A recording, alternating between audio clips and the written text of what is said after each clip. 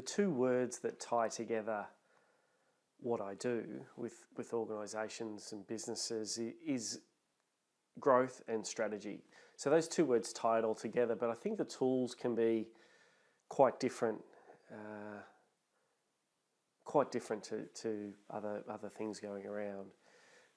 The first thing that's a bit different is I'm looking at strategy from the perspective of disruption, and basically innovation has had a big long day in the sun, and I think there are some amazing benefits that come of innovation.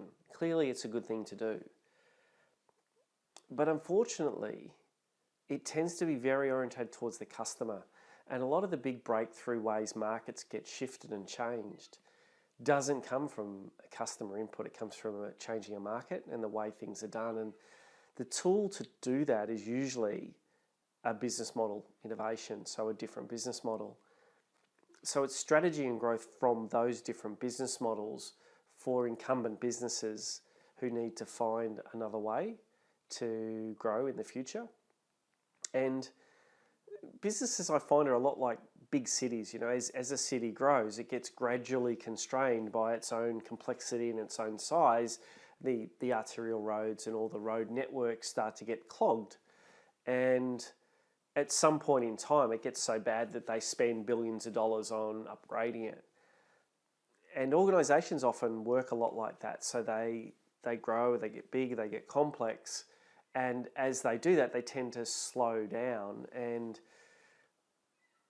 you know, you can have a time out and go restructure and do all these big transformations that are very difficult, very time consuming. You know how long it takes cities to build a new road. Well, it takes organisations a long time to transform typically. So in the meantime, what we need to be doing is, instead of sitting in our cars on the freeways and not moving, we need some motorbikes that are going between the traffic. But of course we know riding motorbikes is dangerous and risky. So we're torn a little bit. We know we need to move faster. We know we need something nimble and agile that's adaptable to the changes that are going on to get us somewhere faster than we're currently getting. And yet we know it's very risky. And so we tend not to. Humans are quite risk averse. We're wired that way for good reason. And we tend not to jump on the bike.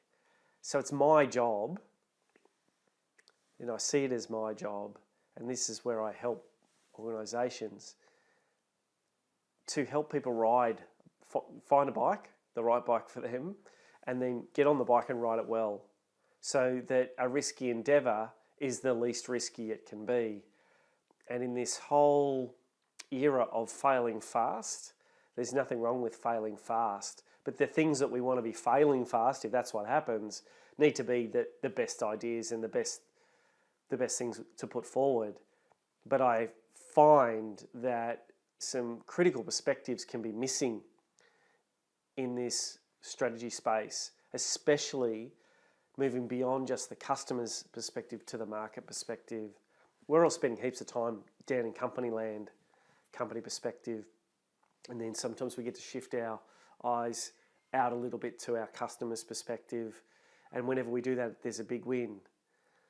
But more and more, with so much change, we need to be looking at the market landscape for our business model innovation, for our disruptive strategies. And in much the same way as cities will grind to a halt with their size if they don't spend enough time planning for the future, so too for organisations will gradually start to struggle in their markets, and revenue will start to taper off if they aren't continuously investing and planning before they need to for their futures. So that's what I help with.